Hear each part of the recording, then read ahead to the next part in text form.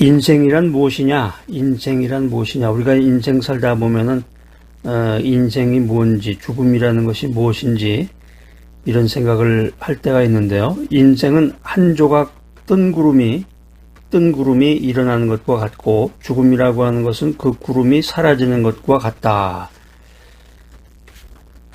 인생이 짧다는 얘기죠. 인생이 짧고 인생이라고 하는 것이 무상하다. 이것을 이제 비유해 준 그런 말인데, 우리가 인생 살아가면서 사실 그 인간의 존재 자체나 인생 자체가 무의미하거나 허무하지는 않습니다. 왜냐하면 하나님께서는 하나님의 형상을 따라서 고귀한 존재로 인간을 만드셨다. 이게 이제 성경의 정신인데, 하나님을 떠난 인생, 이게 문제죠. 이제 하나님을 떠난 인생은 허무와 절망의 벽 앞에 무릎을 꿇을 수밖에 없다는 것입니다. 인생 살아가면서 우리가 하나님 중심으로 인생을 살아가느냐, 하나님과 동행하며 인생을 살아가느냐, 하나님으로부터 떠나 인생을 살아가느냐, 여기에 따라서 우리 주어진 인생, 우리가 살아가는 인생이 엄청난 차이를 보인다는 것인데, 하나님을 배제시킨 사람의 인생이라고 하는 것은 무의미하다는 거예요. 무의미하다. 오늘 이 귀한 메시지 들으시는 여러분들은 여러분들의 인생이 허무의 늪을 박차고 나와서 하나님 중심의 의미 있는 인생을 살아나갈 수 있도록 늘 말씀을 경청해야 되겠습니다. 인생이라는 게 뭐냐? 왜 인생이 허무한가? 첫 번째는 인생의 모든 수고가 아무런 유익을 주지 못한다고 하는 것입니다. 인생의 수고가 아무런 유익을 줄 수 없다. 로마서 8장 20절에 보면은 사도 바울이 이런 말을 했습니다. 이 세상의 모든 피조물이 허무한데 굴복했다. 로마서 8장 20절을 다른 각도에서 비춰보면은 이 부패한 세상은 인간에게 실질적으로 아무런 유익을 줄 수 없다라고 하는 것입니다. 하나님을 떠난 이 인간적인 수고, 하나님을 떠난 이 세속적인 수고가 인간의 생과 사를 해결하거나 살아가거나 죽음의 문제를 해결하거나 영혼을 구원해 줄 수 없다라고 하는 것입니다. 하나님을 떠난 인생, 하나님 없이 인생을 살아가는 인간의 모든 수고와 노력은 무의미하다는 것입니다. 하나님 없이 살아가는 사람들은 자신의 노력과 자신의 수고를 통해서 안위와 자족을 얻으려고 무진 애를 쓰게 되는데, 그런데 더 불행한 것은 이들이 자신의 업적이나 공로를 통해서 마치 인생의 근본 문제와 영혼의 구원 문제를 해결받으려고 한다고 하는 사실입니다. 성경은 우리들에게 분명히 말하고 있습니다. 우리가 분명히 기억해야 될 것은 하나님을 배제시킨 가운데서 이루어지는 인간의 모든 수고와 인간의 모든 활동은 결국에 가서는 인간의 죄의 짐이다 라고 하는 것입니다. 인간의 죄의 짐을 더욱더 가중시켜서 영적 사망의 폭우에 정박하게 할 것이다 라고 하는 것이 성경의 메시지입니다. 그렇기 때문에 신앙생활을 하고 하나님 중심으로 인생을 살아가고자 한다면은 우리가 인생 살아가는데 그 모든 수고의 목적을 예수 그리스도의 십자가 위에 두어야 한다라고 하는 것입니다. 인생이란 무엇이냐? 왜 인생이 허무한가? 두 번째는 인생에서의 그 쾌락이 아무런 유익을 줄 수 없다라고 하는 것입니다. 쾌락의 허무성이죠. 고대 그리스의 철학 사조 중에 이 쾌락주의가 있었는데, 인생의 의미와 미를 쾌락에서 찾고자 했던 것입니다.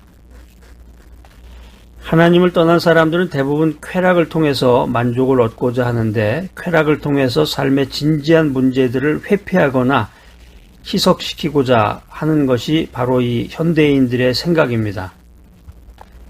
그래서 쾌락을 통해서 인생의 고민과 인생의 어려움, 인생의 짐에서부터 해방되고자 하는데, 이스라엘 최고의 영화를 누렸던 그 솔로몬도 쾌락에 젖어 있었습니다. 상아로 만든 궁, 기름진 포도원이라든가 엄청난 금은 보화와 악기로 유흥을 돋우며 수많은 여자들을 두고 육신의 정욕을 채우며 쾌락적인 인생을 살아갔습니다. 자신의 모든 것을 만족시키려고 쾌락으로 자신의 모든 것을 만족시키려고 했고 마음에 드는 모든 것을 갖고자 했고 또 만끽하는 인생을 살아보고자 그렇게 노력하며 그렇게 살아갔던 사람, 그 사람이 바로 솔로몬이었습니다. 자, 그런데 성경에 보면 아이러니하게도 이 솔로몬이 말년에, 인생 말년에 죽음을 앞두고 이야기한 고백이 뭐냐면은 쾌락의 허무입니다. 쾌락의 허무. 인간의 정욕은 끝이 없고 눈에 보이는 것은 결코 인간에게 영원한 안식을 줄 수 없다.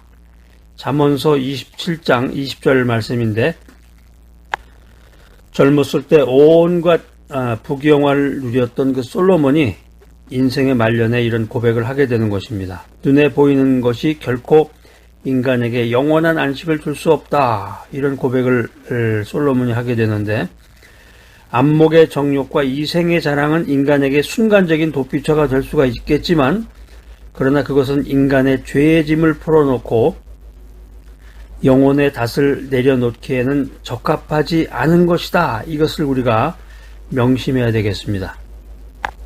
인생이란 무엇이냐? 왜 인생이 허무한가? 세 번째는 세속주의적 인생 전체가 죄의 종노릇을 하기 때문이다 라고 하는 것입니다.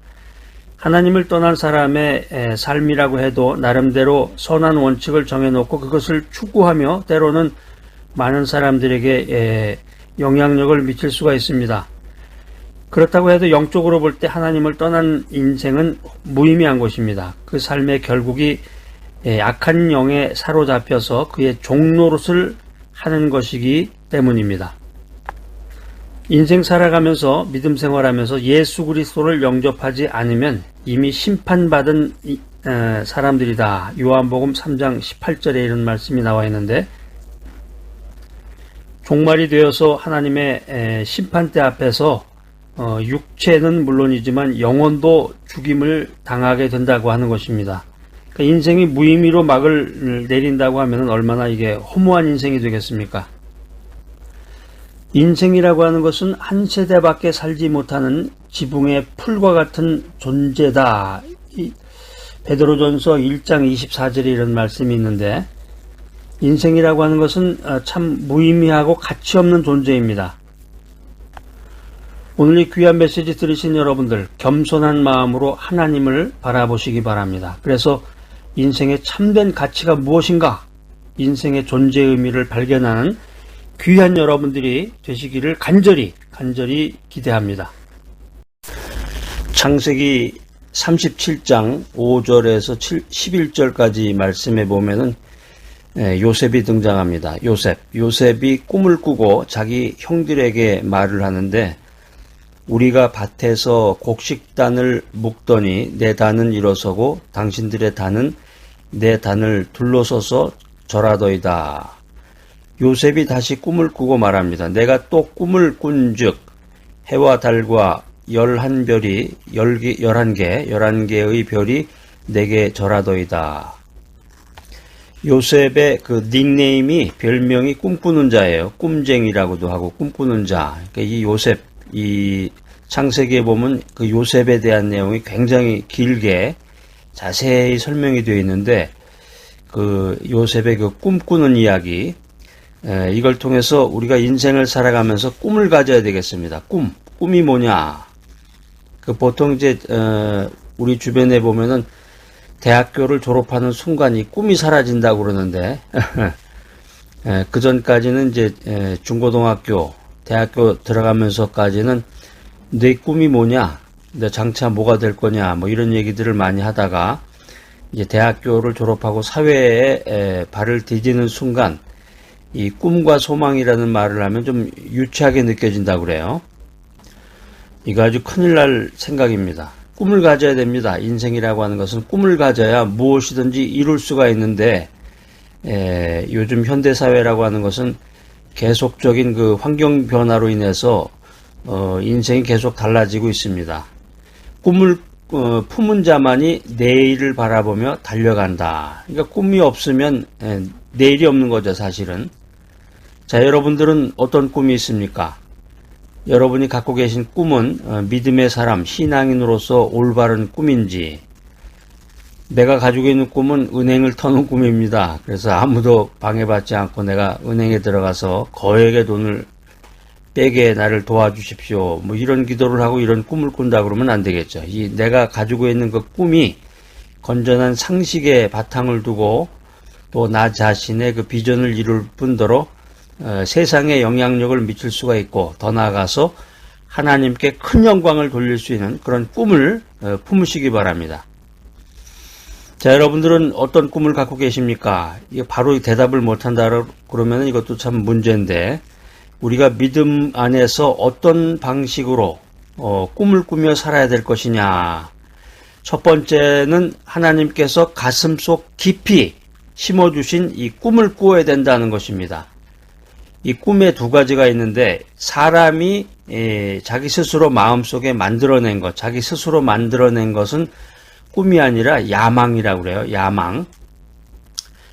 예전에 그 드라마 제목에 야망의 시대 뭐 이런 것도 있었는데, 야망이라고 그러는데, 하나님께서 주신 꿈, 하나님이 내 마음속에 심어준 꿈은 그것이 이제 비전이라는 거죠. 비전. 그래서 신학적으로 얘기를 하면 이 비전이라는 것은 결국에 가서는 하나님이 주신 거죠. 하나님의 뜻, 하나님의 비전을 하나님께서 인간에게 주신 거예요. 하나님이 선택한 인간에게 비전을 심어주신다는 거예요. 그래서 그 사람이 그 비전을 이룸으로써 하나님께 영광을 돌리게 된다라고 하는 것입니다. 하나님은 그를 믿는 사람들에게 남녀노소 빈부 귀천을 막론하고 꿈을 주신다. 남녀노소, 남자나 여자나 노소, 젊은이나 늙은이나 빈부 귀천, 가난한 사람이나 돈이 많은 부자나 또 높은 지위에 있는 사람이나 낮은 지위에 있는 사람이나 하여튼 남녀노소 빈부귀천을 막론하고 하나님께서 꿈을 주신다. 그게 이제 요엘서, 구약성경 요엘서 2장 28절에 기록이 되어 있는데, 내가 내 영을 만민에게 부어주리니 너희 자녀들이 장래일을 말할 것이며 너희 늙은이는 꿈을 꾸며 너희 젊은이는 이상을 볼 것이다. 이렇게 요엘서에 기록이 되어 있습니다. 여기 이제 늙은이라는 말이 이제 나오니까 이 노인네들인가 보다. 이제 그렇게 해석을 할 수도 있는데, 영어 표현에도 보면 이제 old man이라는 게 있어요. old man. old man이라는 게 이제 늙은이라는 뜻이 직역하면 되겠지만은 이제 아버지라는 뜻도 있습니다. 아버지가 꿈을 꾸고 자식이 이상을 얘기한다는 거죠. 하나님의 영이신 성령이 임할 때 꿈이 함께 임한다는 것입니다. 하나님께서 사람들에게 복을 주실 때 먼저 그의 가슴속에 꿈을 부어주십니다. 하나님이 복을 주실 때 그냥 하늘문이 열리면서 그냥 금은보화가 쏟아졌으면 좋겠는데 하나님께서는 먼저 그의 가슴에 꿈을 주신다는 거죠. 꿈을 주신다. 주님께서 우리들에게 부어주시는 최고의 꿈은 온 땅에 복음을 전파해서 하나님 나라를 확장하는 것이다 라고 하는 것입니다. 이게 정말 진실되고 아주 건전한 말이네요.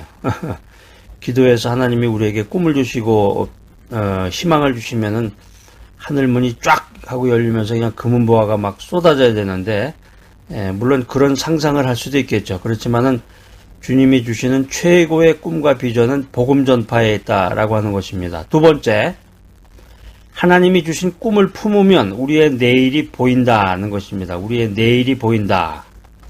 제가 한 치 앞도 내다볼 수가 없습니다. 내일 제가 어떻게 될지 몰라요. 이런 생각을 하고 이런 말을 하시는 분은 하나님이 주신 꿈을 품어야 됩니다.